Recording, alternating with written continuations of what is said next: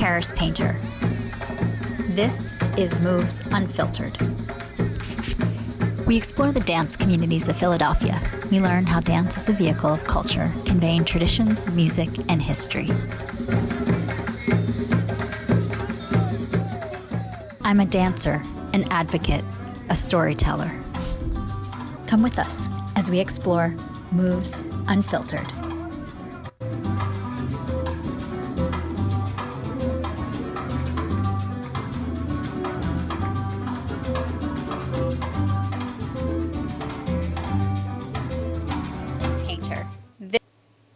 Unfiltered on Usula Media. Today, I'm excited to have fabulous discussions with two guests talking about their work with the environment. Our first guest is Jim, who is coming to us from his lovely background, his lovely home. Jim is a nature lover with a lifelong curiosity and fascination of the natural world, a certified master naturalist, photographer, trying to bring the wonders and beauty of nature to people so that they may be inspired to preserve and protect it. Welcome, Jim. All right, thank you. So nice to be on. Yay, I'm excited. I'm excited to hear about the work that you do and why it's so important. So let's kick it off with, how did you get into volunteering and what exactly do you currently do?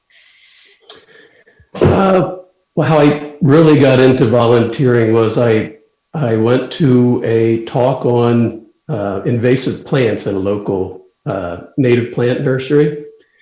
And that was a talk by Dan Barringer from Natural Lands.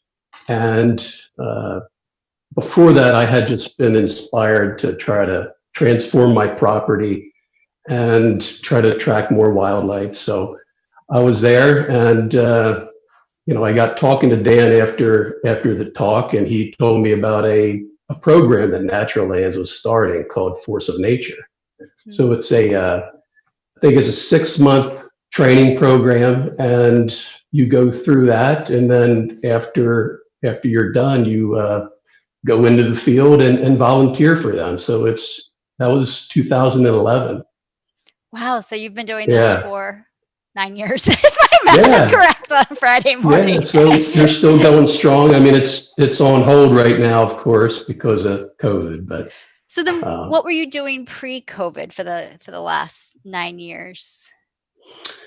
Various things at the different preserves, really, because there's a few preserves near me, and I got to know those preserve managers, and really whatever they need, the volunteers would step in and take care of, really, if it was trails or cutting invasives or, a number of different things.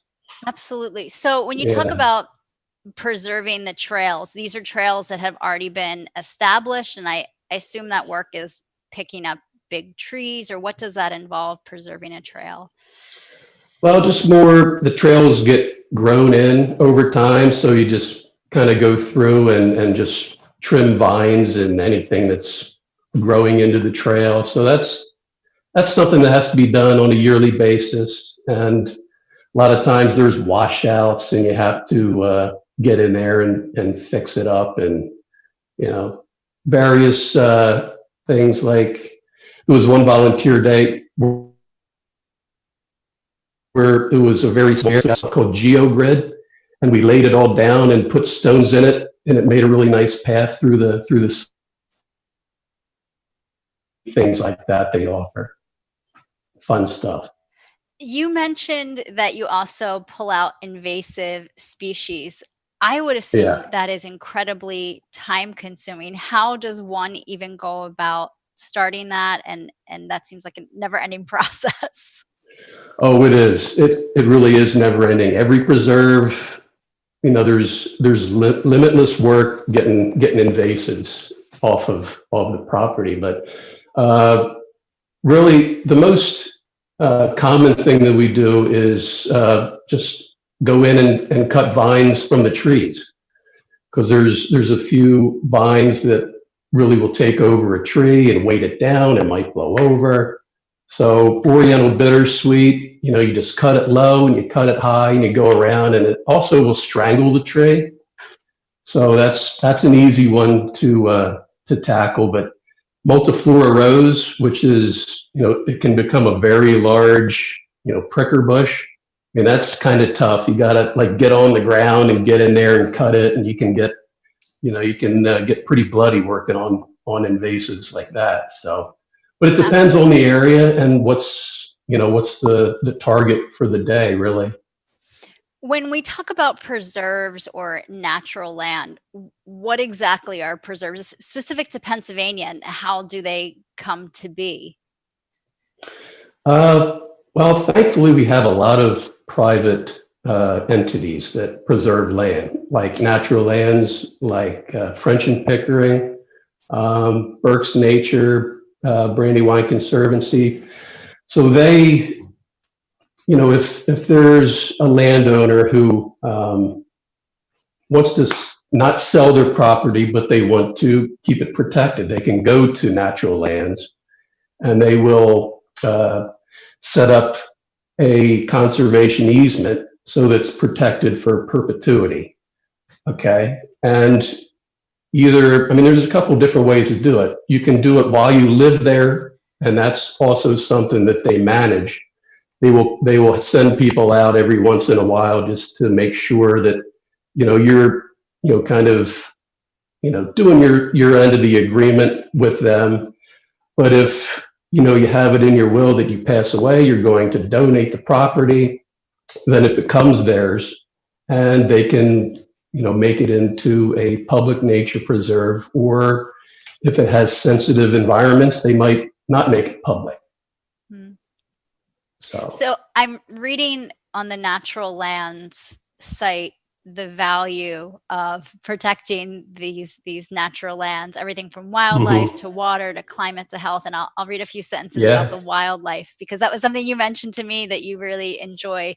It says habitat loss and degradation has contributed to 50% decline in animal populations between 1970 and 2012. If the trend continues, population decline could reach 67% by 2020.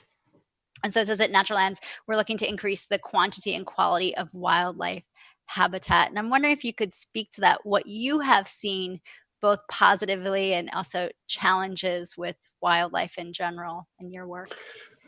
Yeah, I mean, I witnessed, up close and personal, a property that was bought and developed, and now is just a beautiful preserve. It's called Green Hills Preserve, and it's kind of between Morgantown and Reading here in PA. And it was an old farm, and probably three-quarters of it was cropland for, I don't know, 150 years.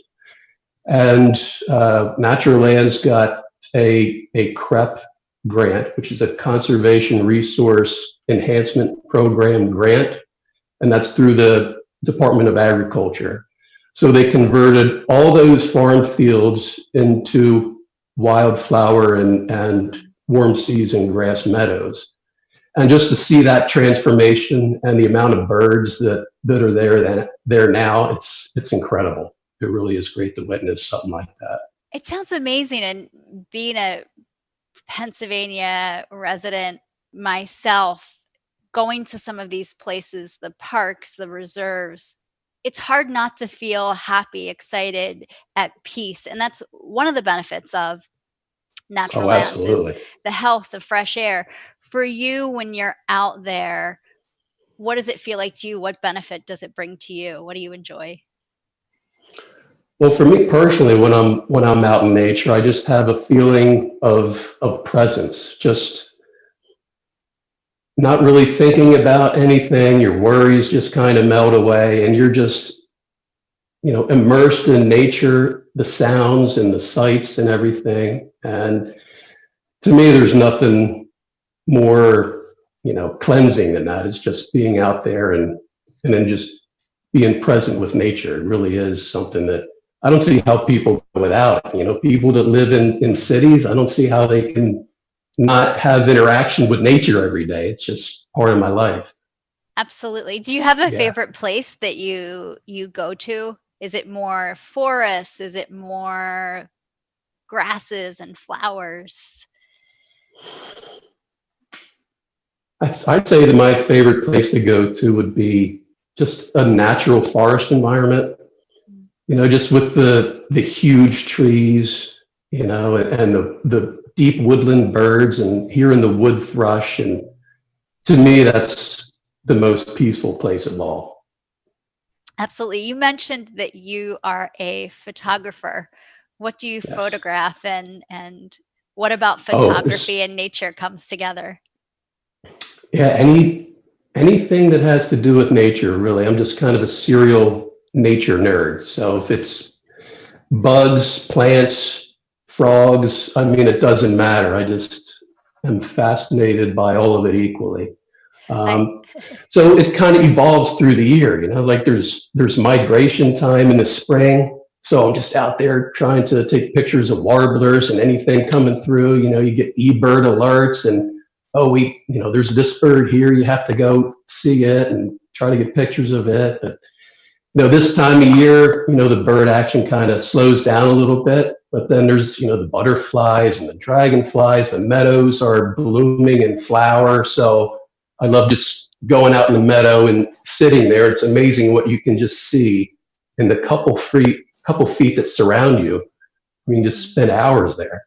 It's cool. I love that. I love that you say that you're a nature nerd. It's something that we often don't think of those two words together. Yeah. It's a great way to put it together. When I was a teacher, I taught elementary school. We would do projects or mini trips outside where we would say you only have 5 feet around you to document or write down what you see. Oh, And it was yeah. actually Oh, that's amazing cool. that they were occupied for as much time until we had to go back Yeah. inside. That I Mhm. love that you brought up being aware of what is right around you, that sometimes we're not aware of that. I know. And also like appreciating the things you see every day, the common things, just, because every day I have catbirds out here in the bath and I never like not stop and watch them. I just try to appreciate the things that you see all the time too. Absolutely. So Yeah. you also mentioned that you are a carpenter, and I'm curious how we talked about this before, you mesh the two of Mhm. being a carpenter, which uses wood, but also your love of nature. Yeah, that was a struggle for a while when I was younger because I was always a nature lover and got a job building houses, and just to see the destruction of the land with these housing developments. I mean, I had to get out of that line of work. I couldn't do it. So I was able to get into a line of work where I feel like I'm making a positive impact, and that's doing public works jobs like water treatment, wastewater treatment. So those are necessary things that we need as a society. And I mean, I can sleep at night with what I do in that respect. But there are ways as a construction superintendent that you can make a difference. Like you can make sure to have a separate dumpster for recycling cardboard, separate one for metal. You can, it's up to me to buy most of the materials so I can make sure I buy sustainably harvest woods. So that's all that, you want people like me in construction. So we make those types of choices. We're people that don't think about these things. They just have one dumpster and everything goes in there and not a second thought about it. But the good thing is a lot of the public works jobs, they do have, some literature in the details that say, you need to have a recycling program and stuff. So I have seen progress in that regard. I was going to ask, have you seen changes over the years with more kind of effort or conservation towards the environment, consideration towards the environment? In In in in in my construction, field, yeah, I'm putting you on well, the spot. no, that's okay. I mean, there was a pretty good movement towards different levels of certification as far as energy efficiency. But that seems to have leveled out. I don't know why. I guess when oil is so cheap, people don't put as much effort into that unless the dollars are behind it. But LEED certification, that was something that I had seen become more popular, and buildings, depending on how efficient they are, how many materials were locally sourced, they get a certification of silver, gold, and platinum. So what other role do you think communities have in protecting land and nature, or could they have if they're not maybe doing it now? Yeah, no, I mean, a lot more can be done, but the community in general, I think you could, people can start going to their township meetings, be aware of, land that's been purchased by developers, try to force, different zoning regulations so that, if, I mean, you can try to fight some of these, developments or shopping malls that might be going up, but also I think you can put pressure on the officials to change the zoning so that like for a development, they have to cluster all the homes in a percentage and leave the rest as open space. So that's something really important for communities to do. And also here in Honeybrook Township, we had a referendum for a 1% tax towards saving land. So people voted to raise their taxes to save land. So I was really pleased about that. But I think on the individual level, the most important thing people can do is take a look at your own property and how much of it is set aside for wildlife. I mean, you just go through these developments with these tailored lawns with, beds with like a couple forsythia shrubs in it, and a bunch of mulch, I mean, that's it, right? Like, where are things going to live on your property? Nowhere. So I think, people just let your grass grow.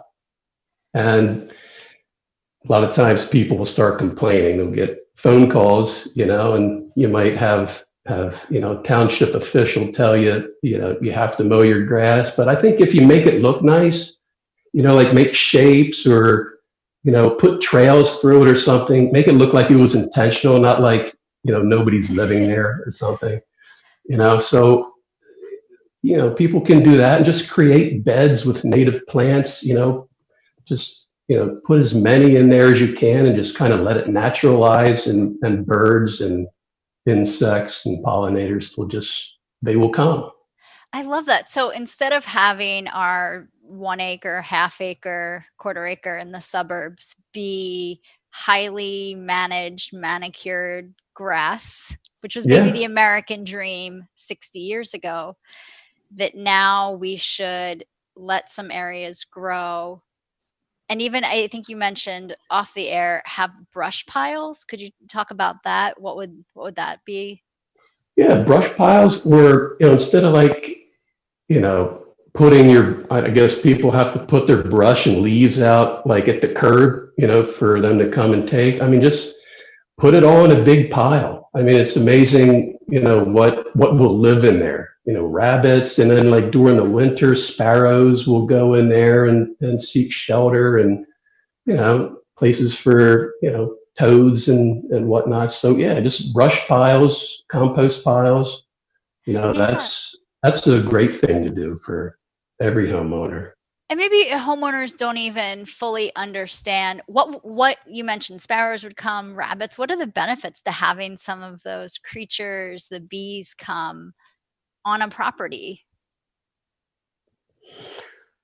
Well, I don't know if that really applies. I just feel that wildlife and the natural world has just a right to exist. I don't know. It's kind of hard to, explain, well, why does it matter if we have wildlife? It's hard to you know, articulate that.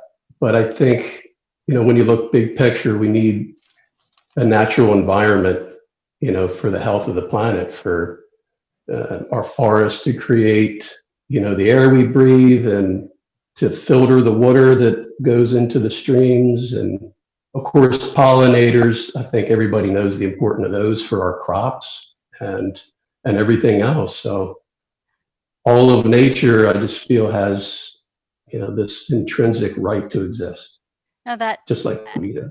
I think that summarizes it or ties it together very well for people, because it is such a mind shift from the idea of having such tailored, as you said, areas with these big mulch piles. And I don't remember where I heard it, but this idea of this tree on an island of black mulch is so different from how a tree naturally grows. Right, absolutely.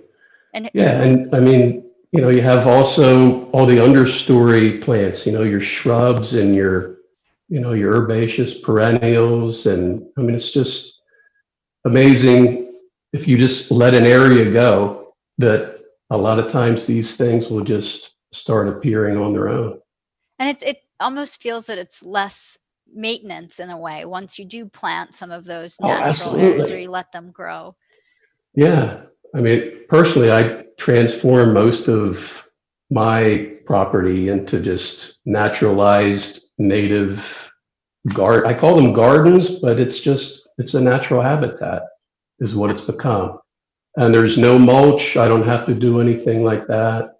So in the beginning I had to, but yeah, that evolved. Absolutely. Yeah. We have about 2 minutes before we wrap up. There's one thing I wanted you to share that you mentioned to me when we were off the air about the names of some of the developments and the connection between the natural land and in Pennsylvania Yeah, especially, because you also shared that most land in Pennsylvania is privately owned. And so it would have to be from private homeowners protecting their land. absolutely. Hmm. Yeah. I mean, I just recently got a book by Doug Tolomei, and it's called Nature's Best Hope. And really, Nature's Best Hope is us as property owners putting aside part of our property for nature, Mm. really. Because when these developments are built, they often use the name nature preserve or crystal forest, but they're no longer a crystal forest. Yeah, yeah, the preserve at Fox Glen, there's nothing preserved and there's no foxes, but yeah. Yikes. So Yeah. before we wrap up, any last advice or things you'd like to share with our listeners? I just, would like to reinforce what I had been talking about. Just do something on your own property for wildlife, for nature, and spend the extra money and get the native plants instead of the forsythia and the boxwoods. But yeah, that's, I would say, the most important thing that we can do for nature is set aside some areas for it. And also get involved in our local community, make sure that some of the laws protect natural space. And also I could Oh, tell absolutely. in 25 minutes you shared two books. If you could share those again, that would be great. Or any other readings that you'd recommend. Yeah, Doug Tolomei has a new book out called Nature's Best Hope. I have it sitting over there. I didn't read it yet, but his previous book called Bringing Nature Home, I did read. And anybody that reads that, it'll just transform you. It'll really crystallize the importance of native plants and their role in just creating, a diverse habitat for nature. I love Bernd Heinrich. He has a great series of books. Uh, what else? Dan, Uh, I don't remember his last name, Natural Lands. Dan Barringer. Yes. Yeah, Natural Lands. Yeah, he's quite an expert on our invasive plants, and he actually teaches one of the courses for the Force of Nature Mm. training program about that. Awesome. Well, Jim, thank you so much for your time. Thank you for coming on and sharing all your insights. Thank you very much for having me. Appreciate it. Absolutely. I'm Karis Painter. This is Moves Unfiltered on Usula Media. We'll be back in a few. Thank you, Jim. Thank you.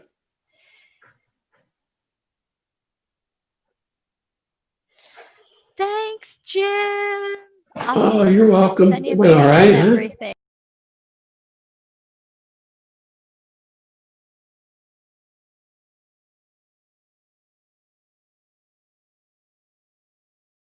I came out in the 11th grade. Nobody was embracing you. The kids were cruel. It was very difficult to be gay. Not completing high school is more of a social thing than it was an academic thing. And even though all these years have passed, I still had that longing to have my diploma. I have a mentor, Maria, and she convinced me to continue my education. Just never judges. She's a true role model. From the depths of my heart, I thank you, Maria, for being a friend and a beautiful person. No one receives a diploma alone, and I'm honored to share this moment with you. Thank you. If you're even considering getting your high school diploma, go get it. You can do it.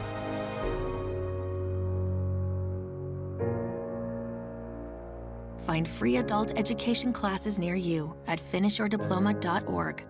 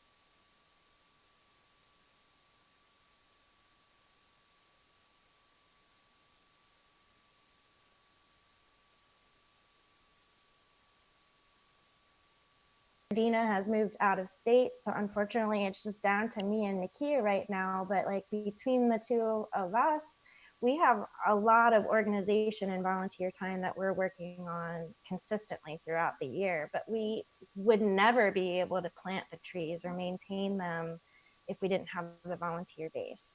So coming back to that, the maintenance, we don't see nearly as many people coming out and volunteering for our pruning clubs. And it's unfortunate.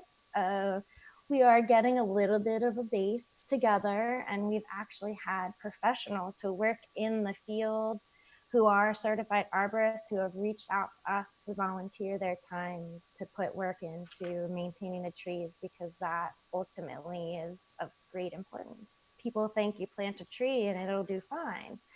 In a forest, sure.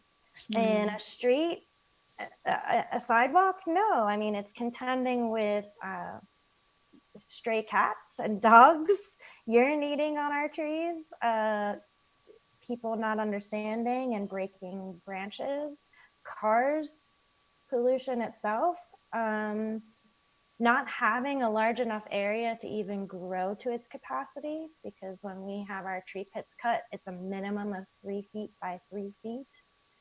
Yet root systems go out. They don't go down. Like I said earlier, they move out. And so when it gets past that open pit and into the concrete area, there's where we also find some of the failure of our trees that are being planted. So we advocate for bigger pits. We advocate for people to be aerating the soil so that water actually does get into the root system, and it needs air, just like human beings. We need food, water, and sunlight, and trees are the same.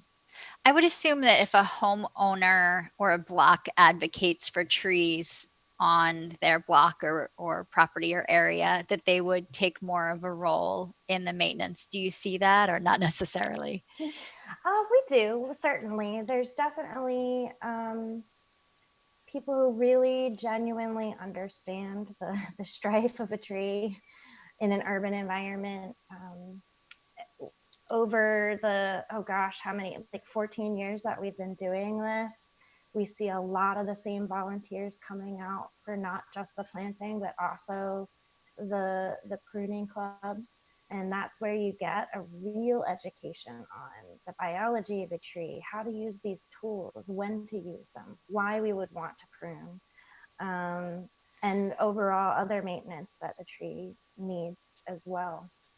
Could you talk about the work that you are doing, plan on doing over the next, let's say, 6 months to a year, and maybe how COVID has been affected by that? Yeah, we've been kind of at a standstill with COVID, because our organization operates underneath the Pennsylvania Horticultural Society's liability.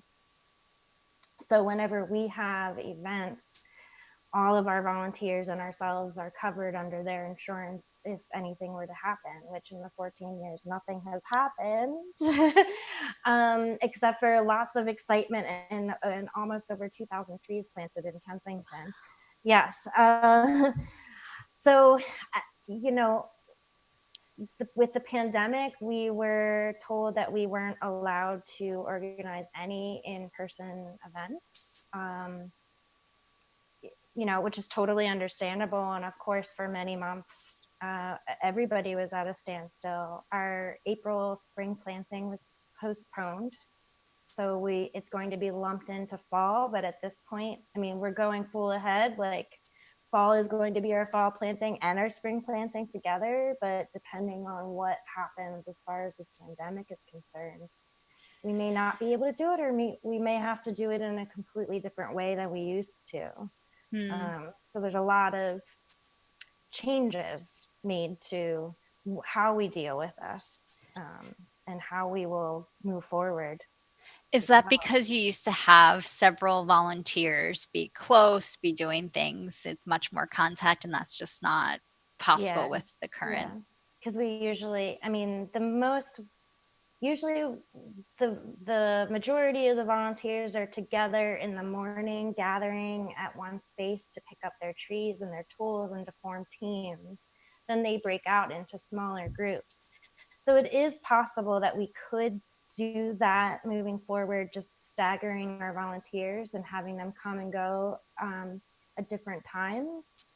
But we wouldn't be able to then have our big luncheon afterwards unless Philly Brewing Company, hi, lets us use the beer garden. But at the end of the day, it's not necessarily about us all sitting down and celebrating together. It's the fact that we all know that we have spent a morning transforming our neighborhood.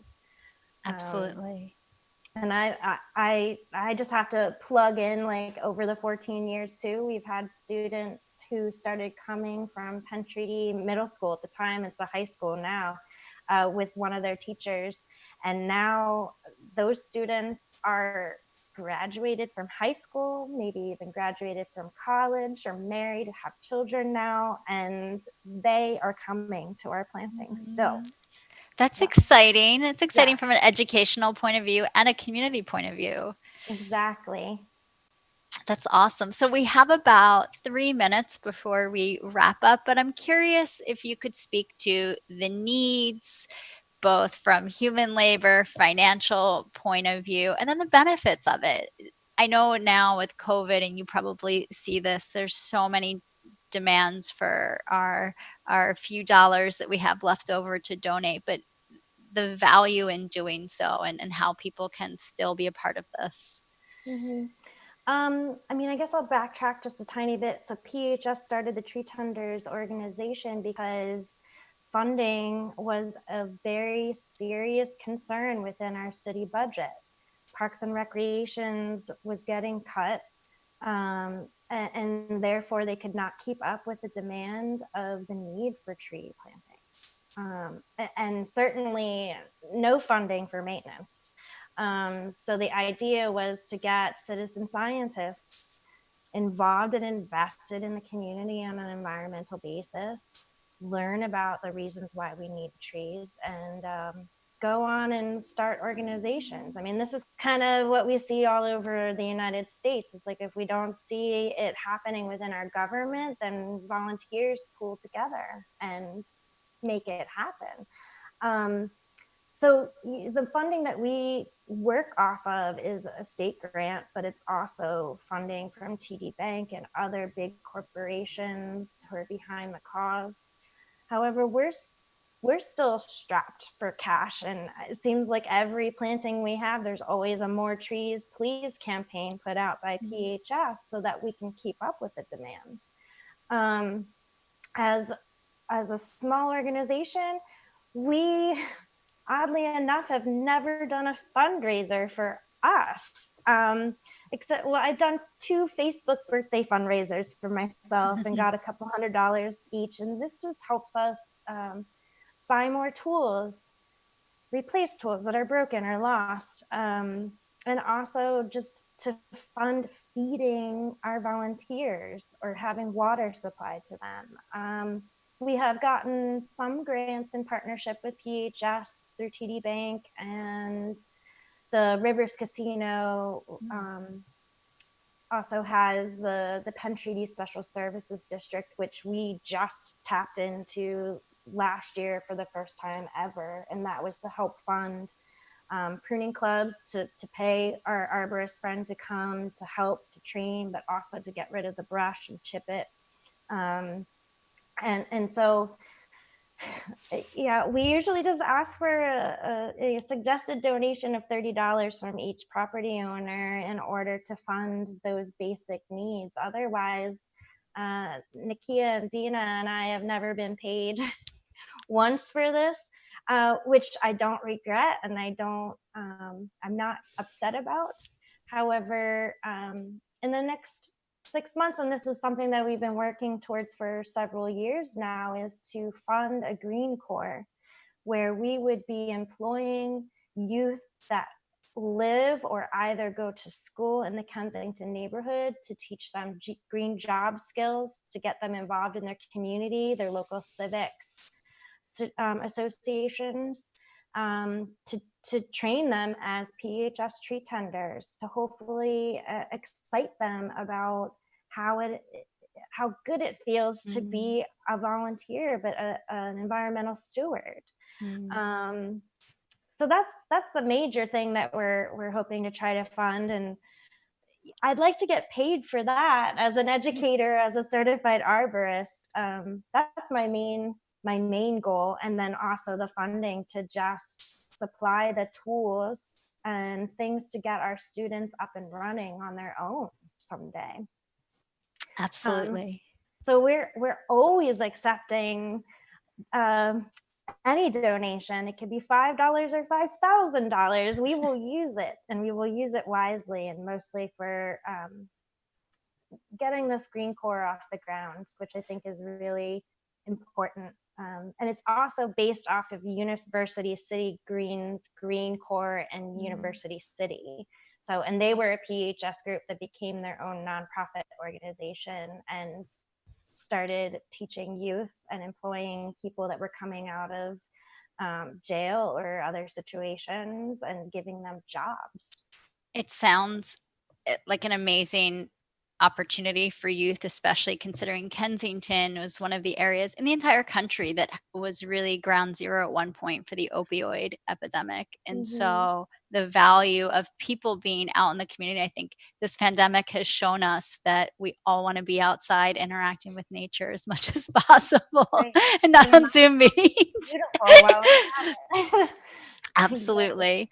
Jacelyn, who is a volunteer with Philly Tree People, a founder of Philly Tree People, a resident of Kensington, thank you so much for coming and sharing all of your knowledge and energy about this. Thank you. It was really great. I appreciate the little honor. Absolutely. So if people wanted to find more information, where would they go? Our website is phillytreepeople.org. We also have a Facebook page and an Instagram page. Awesome. We have Venmo. Yay. So Jacelyn, thank you again. I'm Karis Painter. This is Moves Unfiltered on Usala Media. Dylan DiRosato is our sound engineer. Until next time. Thank you. Thanks.